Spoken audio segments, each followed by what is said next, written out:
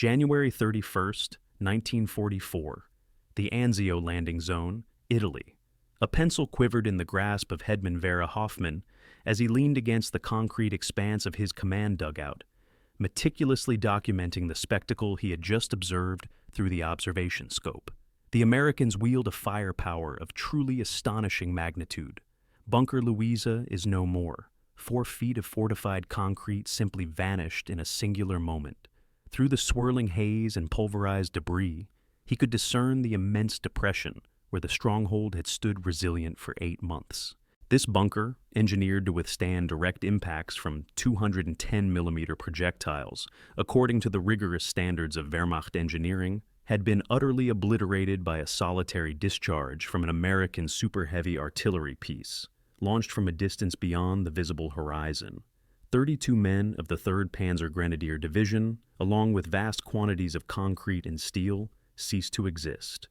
The instrument of this devastation was the M1 240mm howitzer, making its baptism by fire with the 697th Field Artillery Battalion. What Hoffman and countless German defenders would come to understand in the ensuing months was that every established principle of defensive fortification warfare had been rendered obsolete overnight. The United States Army had deployed an instrument of war capable of transforming even the most formidable stronghold into a tomb with unerring accuracy. The M1 240mm howitzer originated from a 1940 United States Army Ordnance study that arrived at a stark, undeniable conclusion. Existing American artillery lacked the capacity to overcome contemporary European fortifications. The most potent cannon then available, the 155mm Long Tom, could inflict damage but not reliably neutralize the reinforced concrete bunkers that were becoming the cornerstone of German defensive strategy. The envisioned specifications appeared almost unattainable. A mobile artillery piece capable of propelling a 360-pound projectile over 14 miles with sufficient precision to strike individual bunkers, and possessing the power to penetrate 6 feet of reinforced concrete. The entire system had to be transportable via standard military vehicles. In contrast to the colossal railway guns of the First World War, the weapon that emerged from Watervliet Arsenal in New York was a marvel of engineering. Weighing 64,700 pounds in its firing configuration, the M1 necessitated a crew of 14 individuals and could discharge 1 round every 3 minutes under optimal operational conditions. The barrel alone tipped the scales at 23,000 pounds and stretched 35 feet in length, requiring specialized transport on a 6-wheeled carriage. Setup typically took 8 hours, encompassing the excavation of a recoil pit and assembly utilizing the specialized M2 crane that accompanied each weapon. Production commenced in November 1942 with 6 initial units. By 1944, Watervliet Arsenal had achieved a manufacturing output of 13 guns per month, ultimately producing precisely 3 115 units before its cessation in August 1945. Each gun carried a price tag of $380,000, equivalent to the cost of 12 Sherman tanks. Yet their strategic significance would prove immeasurable. The 697th and 698th Field Artillery Battalions arrived at the Anzio beachhead in January 1944, introducing the first M1 240mm howitzers to the theater of operations. The German 14th Panzer Corps had ingeniously transformed the surrounding elevated terrain into an intricate network of fortifications, with mutually supporting bunkers commanding every approach to the Allied positions. On January 30th, 1944, at precisely 14:30 hours, the 697th unleashed the inaugural 240mm round in combat, targeting a German observation post situated on the Alburn Hills. The projectile traversed 23,000 yards, equivalent to 13 miles, and achieved a direct impact. The bunker, along with its observation apparatus and its occupants, ceased to exist. Major Herman E. Smith, commanding the 697th, chronicled the weapon's profound psychological effect in his unit's historical records. Following our initial day of bombardment, his report stated, captured German personnel conveyed a complete demoralization within their ranks. They spoke of earth-shattering projectiles that caused the very ground to tremble for hundreds of meters surrounding each impact. Many of them refused to reoccupy their dugouts after witnessing our direct hits. The statistical analysis of destruction at Anzio was meticulously compiled. Rounds expended, 2,847. Bunkers engaged, 67. Bunkers neutralized, 61. Average rounds per bunker, 4.8. Maximum engagement range achieved, 25,100 yards. The war diary of the German 715th Infantry Division, recovered after the liberation of Rome, noted with grave concern, "The American super-heavy artillery renders our entrenched positions untenable. Casualties inflicted by single shells surpass those incurred during prolonged conventional bombardments. The pivotal breakthrough at Monte Cassino in May 1944 unequivocally demonstrated the 240mm howitzer's capacity to shatter even the most resilient defensive strongholds. The Gothic Line had effectively withstood Allied assaults for months, anchored by the ancient monastery that German paratroopers had transformed into an impenetrable fortress. The 240th Field Artillery Battalion, equipped with 8 M1 howitzers, joined Operation Diadem on May 11, 1944. Positioned in proximity to Mignano, their guns commanded every German strongpoint along the Gothic Line. Their primary objectives were the heavily reinforced bunkers meticulously constructed into the mountainside directly beneath the monastery. British Major General Francis Tousa, whose 4th Indian Division had endured devastating losses during earlier offensive actions, personally observed the 240mm bombardment and reported that the American super-heavy ordnance had achieved what months of aerial bombing and conventional artillery barrages had failed to accomplish. Each projectile that found its mark eliminated a German strongpoint entirely. The psychological impact on the defending troops was decisive. They understood that no sanctuary remained. The 240mm howitzers sustained continuous firing for 72 hours during the critical breakthrough engagement, expending 1,847 rounds. Post-engagement analysis revealed that out of 43 major German bunkers targeted, 39 were completely obliterated. The 4 remaining positions had been abandoned by their garrisons following near misses. The unparalleled effectiveness of the 240mm howitzer stemmed not merely from its colossal projectile, but from the sophisticated American fire control system that orchestrated its deployment. The Fire Direction Center, or FDC, a concept refined over 3 years of combat experience, enabled unprecedented levels of accuracy and coordination. Forward observers, equipped with SCR 610 radios, could direct artillery fire from positions located miles away from the guns themselves. Their target coordinates were transmitted to the FDC, where highly trained personnel utilized graphical firing tables, slide rules, and meteorological data to calculate precise firing solutions. Within a mere 4 minutes of a fire mission request, projectiles could be impacting targets over 14 miles distant. The time-on-target technique amplified the psychological effect to an extreme degree. Multiple batteries, firing from disparate locations and at staggered intervals, could synchronize their salvos to impact objectives simultaneously. A German bunker might receive 6 240mm rounds within a 2-second window, delivering over a ton of high explosive without any prior warning. Lieutenant Colonel Thomas B. Hedkin, commander of the 245th Field Artillery Battalion, articulated this in a 1944 report. "We do not engage in indiscriminate barrages. We execute surgical strikes. A forward observer pinpoints a specific bunker. We compute the trajectory, and we deliver 1 or 2 rounds directly onto it." This level of precision terrifies the Germans far more than sheer volume of ordnance. 4 240mm howitzers, assigned to the 19th Corps, participated in Operation Cobra, the pivotal July 1944 breakthrough from the Normandy beachhead. The German 352nd Infantry Division had meticulously fortified every hedgerow and crossroads in the vicinity of St. Lo, creating a defensive labyrinth that had stalled the Allied advance for weeks.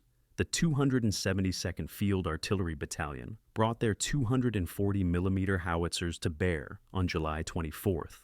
systematically dismantling German strongpoints that had survived the preceding massive aerial bombardments. Hill 122, the strategically crucial terrain feature dominating St. Lo, was defended by concrete bunkers concealed within the reverse slopes, rendering them immune to aerial attacks.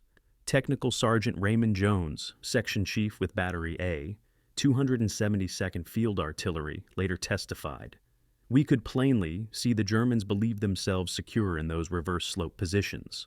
Our observer relayed the coordinates. We fired 3 rounds for effect. When the dust settled, there was merely a void in the hillside where the bunker had been. The psychological impact was immediate and profound." The German 3rd Parachute Division, elite troops who had demonstrated formidable resistance at Cassino, began to abandon their prepared positions rather than face the relentless 240mm bombardment. Their commander, General Richard Schey, was captured on July 31st and informed his interrogators, "Your super-heavy artillery rendered static defense utterly impossible. My men, seasoned veterans who had never previously retreated, fled their bunkers." The offensive against the Gothic Line in northern Italy during the autumn of 1944 underscored the 240mm howitzers' indispensable role in mountain warfare. German engineers had dedicated a full year to constructing formidable defenses along the Apennine ridges, leveraging the rugged mountainous terrain to establish positions believed to be impervious to artillery fire. The 697th Field Artillery Battalion, veterans of Anzio and the subsequent advance to Rome, strategically positioned their howitzers in the valleys below the Gothic Line in September 1944. Employing high-angle fire, they were able to lob shells almost vertically onto German positions, deeply embedded within the reverse slopes of the mountains. The destruction of the Fuda Pass fortifications served as a dramatic illustration of the weapon's capabilities. This vital pass, controlling the primary route to Bologna, was defended by elaborate bunker complexes constructed by the organization TOD. On September 16, 1944, the 697th commenced a systematic bombardment of these fortifications. Private First Class Donald Matthews, an ammunition handler with the 697th, wrote home detailing the experience. "The shells ascend so high, they disappear into the clouds, only to descend directly upon the German bunkers. The impact reverberates throughout the entire mountain. After we strike a bunker, nothing remains but a colossal crater. The Fuda Pass fell within 5 days. German casualties resulting from collapsing bunkers far exceeded those incurred from direct combat." The war diary of the 4th Parachute Division recorded, "American super heavy shells penetrate overhead cover previously considered impenetrable. Morale is collapsing as troops refuse to occupy their positions. The systematic dismantling of the Siegfried Line, commencing in September 1944, represented the 240mm howitzer's most significant contribution to Allied victory. The West Wall stretched 390 miles from the Netherlands to Switzerland, comprising over 18,000 bunkers, pillboxes, and fortified emplacements constructed between 1936 and 1940. The 265th Field Artillery Battalion deployed their M1 howitzers to the Siegfried Line near Aachen in September 1944. The fortifications they confronted were formidable. Type 10 bunkers with walls measuring 3 to 4 feet thick, command bunkers boasting 8-foot thick walls, and infantry positions with interlocking fields of fire. The first major engagement occurred at the Scharnhorst Line, an extension of the Siegfried Line defending Aachen. On October 8, 1944, the 265th initiated preparatory fires for the 1st Infantry Division's assault. In a span of 6 hours, they discharged 238 rounds, destroying 19 out of 22 targeted bunkers. Corporal Robert Williams, a forward observer with the 16th Infantry Regiment, personally witnessed the devastating bombardment. Each 240mm impact felt like a localized earthquake. Concrete bunkers that we had been told would take days to reduce were gone in mere minutes. The Germans inside never stood a chance. This pattern was replicated across the entire front. The 278th Field Artillery Battalion, supporting V Corps, neutralized 73 bunkers in the Schnee-Eifel region during December 1944.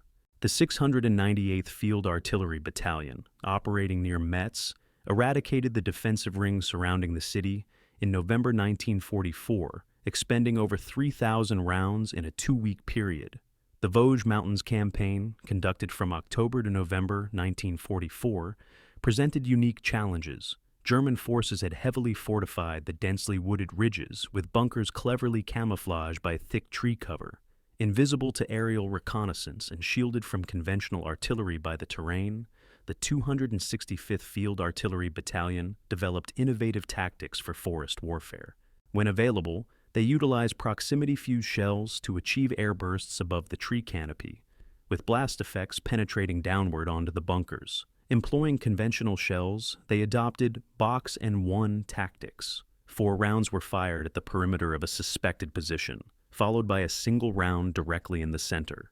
Master Sergeant Harold Anderson, Chief of Section with the 265th, described the methodology. The dense forest obstructed observation, but the 240 mm didn't require pinpoint accuracy. Even a near miss could collapse bunkers through ground shock. We would fire, wait for the dust to dissipate, and the infantry would discover nothing but craters and casualties. The liberation of Strasbourg on November 23, 1944, was preceded by a substantial 240 mm bombardment of the outer fortifications. The German 553rd Infantry Division abandoned their positions after losing 12 bunkers in a mere 90 minutes of targeted fire. Post-war analysis conducted by United States Army engineers elucidated the reasons behind the 240 mm howitzer's exceptional effectiveness against fortified positions. The concrete piercing shell, designated the M17, featured a hardened steel cap backed by 360 pounds of mass, traveling at 2,300 feet per second. This imparted approximately 2.8 million foot-pounds of kinetic energy upon impact within an area of less than 20 square inches. The resulting pressure, exceeding 200,000 pounds per square inch, far surpassed the compressive strength of any concrete. More critically, the delayed fuse mechanism allowed the shell to penetrate 3 to 6 feet of concrete before detonation. The internal explosion generated what engineers termed sympathetic fracturing. Shock waves, reflecting off the steel reinforcement, created intricate stress patterns that shattered entire structures from within. The high explosive shell, designated the M114, contained 49 pounds of TNT, augmented with aluminum powder additives, increasing its blast effect by 40% over pure TNT. When fused for a surface burst, it was capable of creating craters 50 feet wide and 20 feet deep in average soil, and 30 feet wide and 12 feet deep in rocky terrain. The deployment of the 240 mm howitzers necessitated extraordinary logistical support, highlighting the prowess of American organizational capabilities. Each battalion required a daily supply of 50 to 100 shells, amounting to 18 to 36 tons. 2,000 gallons of fuel were needed for prime movers and generators, along with specialized maintenance equipment and dedicated ammunition carriers equipped with reinforced suspensions. The ammunition supply chain extended from Watervliet Arsenal to the front lines, covering distances of up to 3,000 miles. Each shell represented a complex manufacturing process: precision forging of the shell body, machining to tolerances of 0.01 inches, meticulous filling with explosive compounds, installation of precision fuses, and individual inspection and proof testing. By March 1945, the United States Army had amassed a stockpile of over 500,000 240 mm rounds in European depots. Monthly consumption peaked at 35,000 rounds during the Rhine River crossings. This level of production reflected an industrial capacity that Germany, Japan, or even the Soviet Union could not rival. The Rhine River crossing operations in March 1945 showcased the 240 mm howitzer at its zenith of effectiveness. Operation Plunder, Montgomery's meticulously planned crossing on March 23rd to 24th, was preceded by the largest artillery preparation of the Western Front. The American 12th Corps contributed 12 240 mm howitzers to this massive bombardment. The objective was the Wesel fortified zone, where the German 84th Infantry Division had constructed elaborate bunker systems along the eastern bank of the Rhine. Commencing at 1700 hours on March 23rd, the the 240mm howitzers systematically began the destruction of identified enemy positions. Captain William Morrison, commanding Battery B, 278th Field Artillery Battalion, documented the operation. We possessed aerial photographs detailing every bunker. Starting from the north, we progressively engaged each position with 4 to 6 rounds. By midnight, we had destroyed 31 bunkers and damaged 12 more. The crossing met minimal resistance. German survivors reported complete demoralization after witnessing their fortifications disintegrate. The 84th Division's strength reports indicated 2,400 casualties, attributable to artillery fire alone, the majority resulting from bunker collapses. The encirclement of Army Group B in the Ruhr Pocket from April 1st to 18th, 1945, witnessed the 240mm howitzers meticulously reducing industrial facilities that had been converted into formidable fortresses. German forces had reinforced factories, utilizing their reinforced concrete industrial structures as defensive strongholds. The 698th Field Artillery Battalion supported the reduction of the pocket's northern sector. The Krupp Steel Works in Essen, further fortified with additional concrete reinforcement, was targeted on April 9th.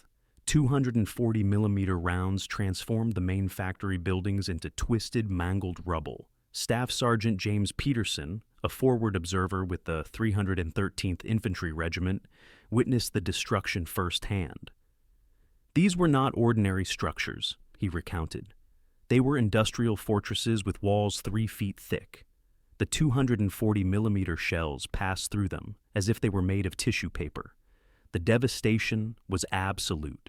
They surrendered en masse after witnessing the fate of the Krupp facilities. Army Group B, initially comprising 430,000 personnel, surrendered after just 18 days. Intelligence reports attributed the rapid collapse, in part, to the systematic annihilation of fortified positions by super-heavy artillery, which convinced the remaining defenders that further resistance was futile. The production of 240mm howitzers at Watervliet Arsenal exemplified the pinnacle of American industrial mobilization. Established in 1813, the facility had evolved into America's preeminent producer of large-caliber artillery by the Second World War. Production statistics paint a clear picture. November 1942 saw the completion of 6 pilot models. In 1943, 72 units were manufactured, averaging 6 per month. 1944 witnessed the production of 158 units, with a monthly average of 13. From January to August 1945, 79 units were produced, averaging 10 per month. The total output reached 315 units. The workforce at its peak comprised 9,100 employees, operating in 3 shifts, 7 days a week. Women constituted 35% of this workforce, undertaking precision machining operations previously deemed beyond their capabilities. The Arsenal's monthly payroll exceeded $3 million, making it the largest employer in the Capital District. Each gun barrel demanded 65 tons of specialized steel, underwent 847 individual machining processes, required 72 hours of precision boring, and was subjected to heat treatment in furnaces reaching 1,500 degrees Fahrenheit, followed by individual proof firing with overpressure charges. Quality control was exceptionally rigorous. Of the 315 guns produced, only 2 failed acceptance testing, both due to minor issues with the recoil mechanism that were swiftly rectified. No M1 240mm howitzer ever experienced a catastrophic failure in combat. American production of 240mm ammunition defied comprehension by German adversaries. Watervliet Arsenal alone manufactured 2,000 rounds monthly by 1944. Additional production facilities at Picatinny Arsenal and contracts with civilian manufacturers brought the total monthly output to 10,000 rounds by early 1945. Each projectile represented a triumph of mass production. The shell body, forged from 4140 chrome molybdenum steel, machined to tolerances of plus or minus 0.01 inches, filled with 49 pounds of grade A TNT, fitted with precision machined rotating bands, and individually gauged and inspected. The logistical chain ensured the remarkably efficient delivery of this ammunition. Liberty ships transported 240mm rounds as deck cargo, with each vessel carrying up to 500 rounds. The Red Ball Express truck convoys included specialized ammunition sections utilizing reinforced vehicles designed to handle the 360-pound shells.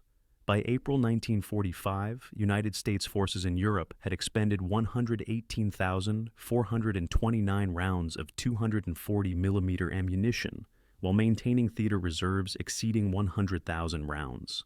This prodigious expenditure, unattainable by any other belligerent nation, magnified the weapon's psychological impact. Operating the M1 240mm howitzer demanded exceptional teamwork and physical endurance. Each 14-man crew functioned as a precisely coordinated unit, with every member indispensable to the weapon's operation. The crew positions included the chief of section, an NCO, responsible for commanding the piece, the gunner tasked with laying the weapon, the assistant gunner, who operated the breech, numbers 3 through 8, who served as ammunition handlers, numbers 9 and 10, who operated the M2 crane, and numbers 11 through 14, who handled the powder charges and drove the vehicle, providing security. Loading the weapon required extraordinary coordination. The 360-pound projectile was hoisted by crane, guided by 4 men into the breech, and then rammed home hydraulically. The powder charge, consisting of up to 8 separate bags, was loaded behind the shell. The entire process took 90 seconds for a well-trained crew. Private First Class Michael Sullivan, an ammunition handler with the 607th Field Artillery Battalion, described the immense physical demands. After 10 rounds, everyone was utterly exhausted. The concussion from firing felt like being punched directly in the chest. We rotated positions every hour to maintain efficiency, but knowing the devastating effect our shells had on German bunkers kept us profoundly motivated. The forward observers directing the 240mm fire held one of the war's most perilous assignments. Positioned at the forefront of the fighting, frequently beyond Allied lines, they pinpointed enemy positions and directed bombardments with deadly accuracy. Lieutenant Robert Anderson, a forward observer with the 265th Field Artillery Battalion, endured 187 days in combat. His personal account details his role in orchestrating the destruction of 47 German strongholds. In an interview conducted in 1985, he reflected, "Directing the fire of a 2,400mm artillery piece felt akin to invoking the might of Thor's hammer. I would identify a bunker, relay its coordinates, and within minutes, it would simply cease to exist. The immense power was both exhilarating and sobering. Each projectile carried the potential to annihilate dozens of enemy combatants."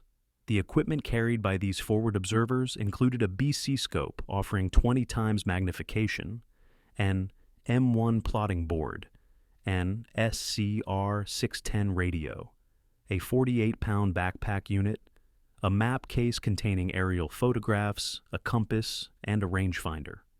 The psychological toll was substantial. Forward observers witnessed firsthand the human consequences of their actions through their optics. They observed German soldiers evacuating bunkers, the wounded, and the fallen. Many reported experiencing recurrent nightmares for decades after the war concluded. Intercepted German communiques and post-war interviews confirmed the profound fear instilled by the 2,400mm artillery barrages. The Wehrmacht's prior engagements against the Soviets, which featured overwhelming artillery bombardments, had not prepared them for the precision firepower deployed by the Americans. A report from November 1944, originating from the German 7th Army, captured near Metz, stated, "The enemy's super-heavy artillery represents a novel form of warfare. Individual strongpoints are targeted with observed fire of extreme precision. Casualties inflicted by single shells surpass those from conventional barrages. The demoralizing effect is catastrophic. Troops are refusing to occupy forward bunkers." The German 19th Army, defending the Vosges Mountains, reported that 60% of their casualties stemmed from artillery fire, with the 2,400mm guns accounting for disproportionately high losses despite their limited volume of fire. Bunkers that had provided protection for troops for months transformed into death traps once identified by American observers. Post-war recollections from German veterans consistently highlighted the psychological devastation. Former Oberst, Colonel Heinrich Simon, who commanded a regiment along the Siegfried Line, stated in 1962, "We could endure conventional artillery, but those monstrous shells shattered our resolve. Witnessing a bunker vanish made it clear that nowhere was safe. Many of my men took their own lives rather than await the next impact." The M1 2400mm howitzer was a component of an Allied super-heavy artillery force that also comprised British and Soviet weaponry, but it was America's industrial capacity that proved decisive. Comparative production figures reveal the U.S. M1 2400mm howitzer, with 315 units produced, the British BL 7.2-inch howitzer, with 36 units, the Soviet 280mm BR-5 mortar, with 47 units, and the German 24cm K3 railway gun, with only 8 units. The American advantage lay not solely in numerical superiority, but also in mobility and the capacity for sustained operations. Whereas German and Soviet super-heavy artillery pieces necessitated rail transport or extensive site preparation, the M1 could be towed at a slow pace by tracked vehicles and emplaced virtually anywhere with suitable terrain. British observers consistently lauded the effectiveness of American super-heavy artillery. Major General Sidney Kirkman, artillery commander for the 13th Corps, wrote, "The American 2400mm howitzer accomplished what our own heavy guns could not, the systematic and rapid obliteration of fortified positions. At Cassino, these weapons were primarily responsible for the breakthrough. As Allied forces advanced into Germany proper in early 1945, the 2400mm howitzer continued its destructive campaign. Every German city designated as a fortress by Hitler faced systematic bombardment from super-heavy artillery. The siege of Aschaffenburg from March 25th to April 3rd, 1945, showcased the weapon's effectiveness in urban combat. The German 36th Infantry Division had fortified the medieval city, erecting barricades in streets and transforming buildings into defensive strongpoints. The 265th Field Artillery Battalion positioned 4 howitzers across the main river, systematically dismantling these defensive positions. The precision was extraordinary. Forward observers could direct 2,400mm rounds to strike specific buildings without damaging adjacent structures. This selective destruction compelled numerous German commanders to surrender rather than witness the complete devastation of their cities. The capture of Nuremberg from April 16th to 20th, 1945, involved the deployment of 3 2400mm battalions. The medieval fortifications, augmented with modern concrete, crumbled under the relentless bombardment. One battalion alone destroyed 8 major bunkers embedded within the old city walls in just 4 hours of firing on April 19th. When Germany surrendered on May 8, 1945, American 2,400mm howitzers had made a decisive contribution to the Allied victory. Final statistics from the U.S. Army Ordnance Department reveal a total of 118,429 rounds fired in the European theater of operations, 3,847 bunkers and fortifications engaged, 3,114 confirmed destroyed, representing 81%, and 489 damage beyond use, representing 13%. The average number of rounds per target destroyed was 38. The maximum range achieved in combat was 25,255 yards. 23 gun tube replacements were required, with 0 catastrophic failures. The human toll exacted by 2400mm fire is more challenging to quantify. German records, often incomplete, suggest between 15,000 and 20,000 casualties directly attributable to 2400mm bombardment, with psychological casualties potentially doubling that figure. Combat experience led to continuous refinements in the deployment of the 2,400mm howitzer. Initial operations revealed that the 8-hour emplacement time limited tactical flexibility. By 1945, experienced crews had reduced setup time to under 4 hours through improved procedures and equipment. The development of mechanical fuse setters increased the rate of fire from 1 round every 3 minutes to 1 round every 2 minutes for sustained operations. Enhanced powder formulations extended barrel life from 500 to 800 rounds between replacements. The most significant innovation was the integration of photo reconnaissance with fire planning. By 1945, forward observers received annotated aerial photographs depicting every potential target, clearly numbered and gridded. This reduced mission processing time from 10 minutes to under 4, while this account primarily focuses on European operations. 2,400mm howitzers saw limited deployment in the Pacific. 6 weapons supported the Philippines campaign, destroying Japanese fortifications on Corregidor in February 1945. The concrete-piercing shells proved particularly effective against Japanese cave defenses, sealing entrances and inflicting casualties deep within mountain strongholds. Plans were in place for an extensive deployment of 2,400mm artillery in Operation Downfall, the planned invasion of Japan. The U.S. Army projected a requirement for 100 howitzers to neutralize Japanese homeland fortifications. Japan's surrender rendered this unnecessary, but captured Japanese officers later acknowledged that their defensive strategies had not accounted for the capabilities of American super-heavy artillery. Military historians consider the M1 2400mm howitzer a revolutionary weapon that fundamentally altered the nature of siege warfare. Its combination of mobility, accuracy, and destructive power rendered traditional fortifications obsolete. The U.S. Army's official history concluded that the 2,400mm howitzer provided ground forces with a capability previously reserved for naval gunfire or strategic bombing. It could dismantle any fortification with surgical precision, profoundly impacting both the physical and psychological dimensions of warfare. Soviet observers granted access to captured German fortifications were particularly impressed. Marshal Vasily Chuikov, who commanded forces at Stalingrad, examined destroyed Siegfried Line bunkers and commented, "The Americans found the answer to modern fortifications, not mass, but precision. A single gun achieved what 100 of ours could not.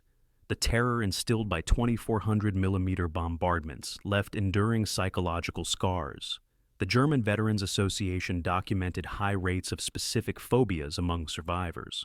Seismophobia, fear of vibrations, in 73% of bunker survivors. Claustrophobia in 67%, and phonophobia, fear of loud sounds, in 89%.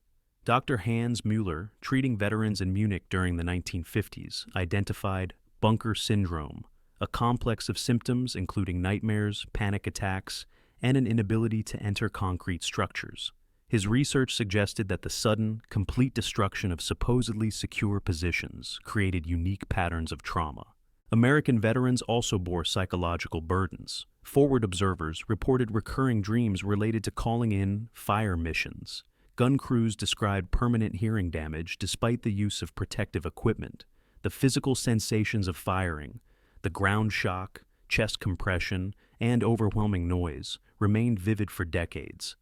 The successful deployment of the 2,400mm howitzers epitomized the American industrial philosophy: mass production of precision weaponry. While Germany produced individual marvels like the Karl Gerhardt 600mm mortar, 6 built, or the Schwerer Gustav 800mm railway gun, 2 built, America mass-produced effective weapons. The comparison is instructive. A German 600mm Karl Gerhardt required a 24-hour setup and fired 1 round every 10 minutes. An American 240mm M1, of which 315 were produced, had a 4-hour setup and fired 1 round every 2 minutes. This represented divergent approaches to warfare. Germany pursued wonder weapons, intended to provide a decisive advantage through technological superiority. America focused on producible weapons that would grant an advantage through quantity and reliability.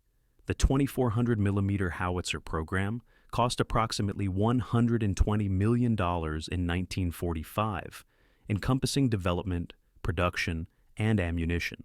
This expenditure was equivalent to the cost of 40 B-24 bombers or 1,600 Sherman tanks. Yet, its strategic impact, the ability to rapidly neutralize any fortification, justified the investment. The M2400mm howitzer's influence extended beyond World War II. Its success underscored the value of super-heavy mobile artillery, shaping subsequent Cold War weapon development. The Soviet Union developed the two S-4 Tilepan 240mm self-propelled mortar, citing American World War II experience as inspiration. The fire control techniques developed for the 2400mm, particularly the Fire Direction Center (FDC) system and the integration of aerial reconnaissance, became standard for all artillery. Modern GPS-guided munitions trace their conceptual lineage back to the precision fire missions of 1944 to 1945. Several M1 howitzers survive as monuments. Fort Sill, Oklahoma, displays serial number 14, which fired the first combat round at Anzio. The Watervliet Arsenal Museum preserves number 1, the prototype that demonstrated the feasibility of super-heavy mobile artillery. The M1 2400mm howitzer achieved something rare in military history. It rendered an entire category of military architecture obsolete. For centuries, fortifications had provided a defensive advantage. Concrete and steel bunkers represented the ultimate embodiment of this philosophy. The 2400mm howitzer effectively concluded that era within 18 months of combat.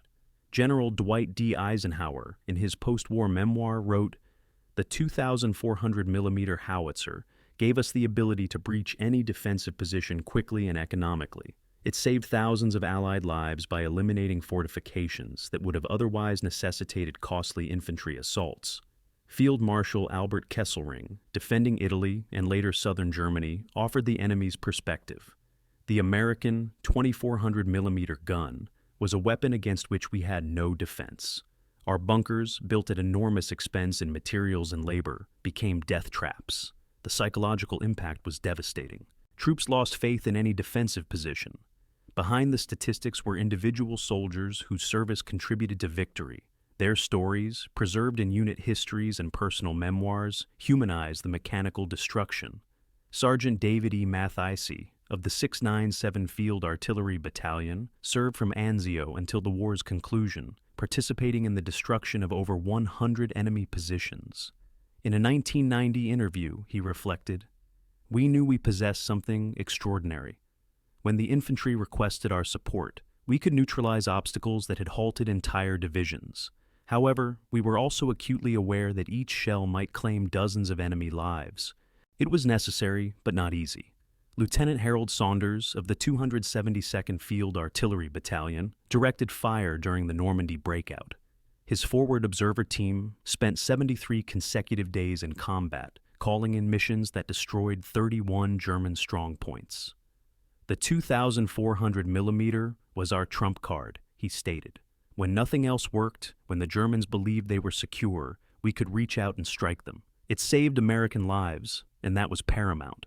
These men, and thousands like them, operated weapons of unprecedented destructive power with professional precision. They transformed American industrial might into battlefield victory, one devastating round at a time. German tactical doctrine evolved rapidly in response to 2400mm bombardment, though no truly effective countermeasure emerged.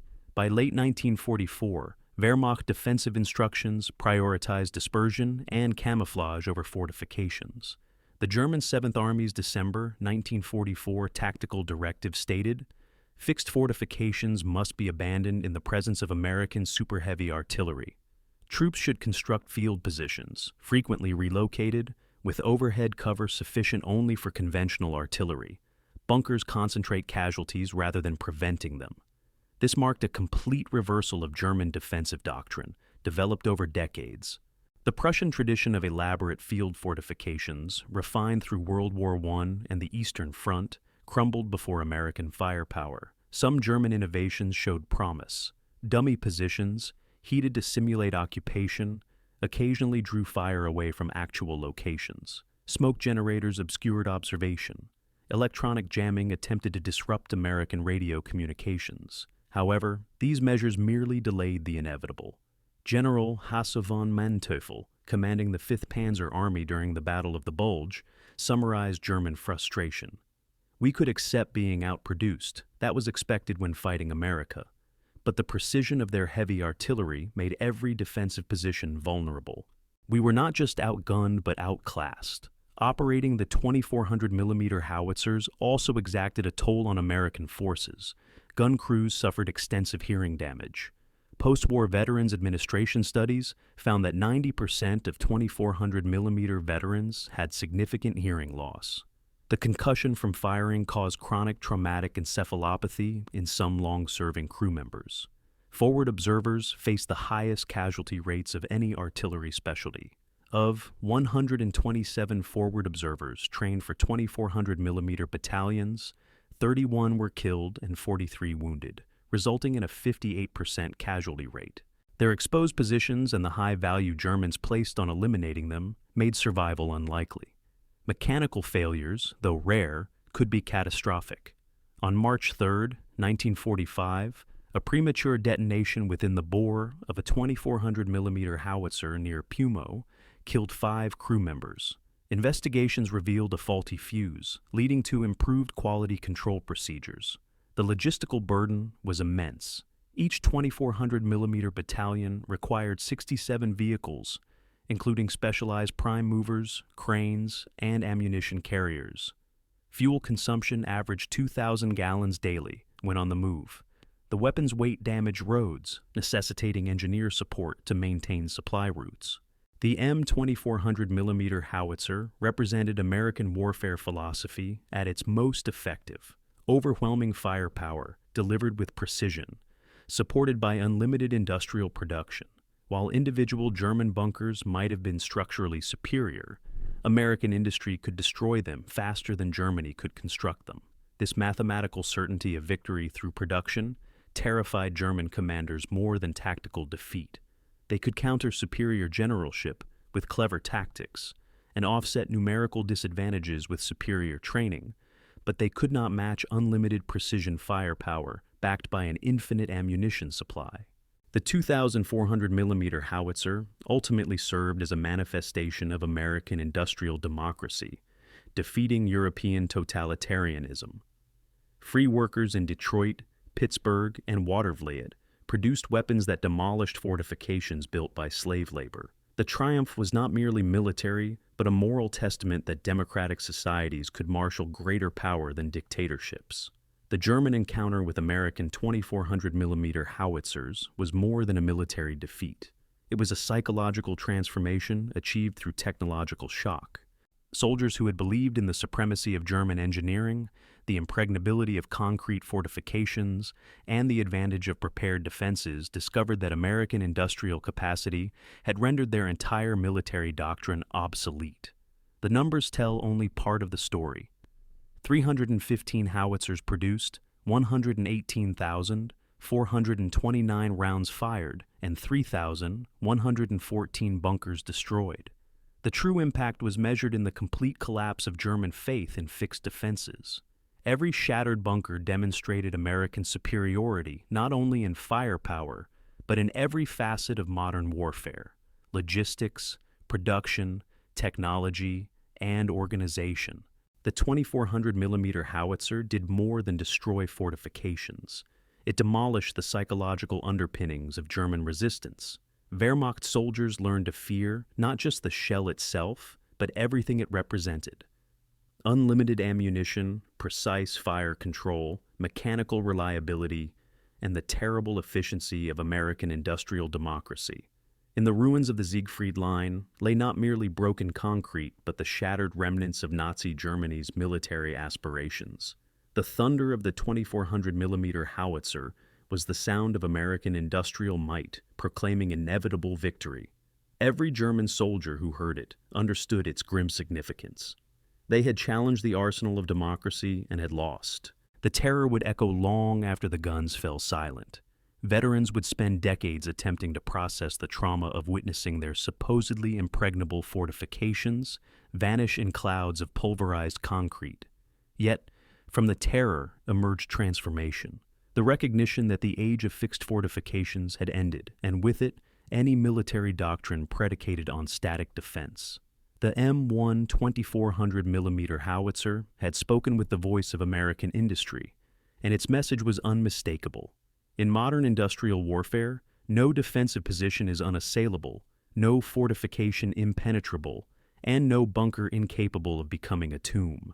The Germans were not simply terrified when U.S. 2,400mm howitzers obliterated their fortresses. They were transformed by the revelation of American power that rendered resistance genuinely futile. Ultimately, the greatest victory of the 2,400mm howitzer was not the fortifications it destroyed, but the minds it changed. German soldiers who had begun the war, convinced of their technological superiority, ended it with the understanding that they had been overwhelmed by an industrial democracy capable of transforming raw materials into precision weapons, faster than totalitarianism could erect concrete walls. This was democracy's answer to tyranny,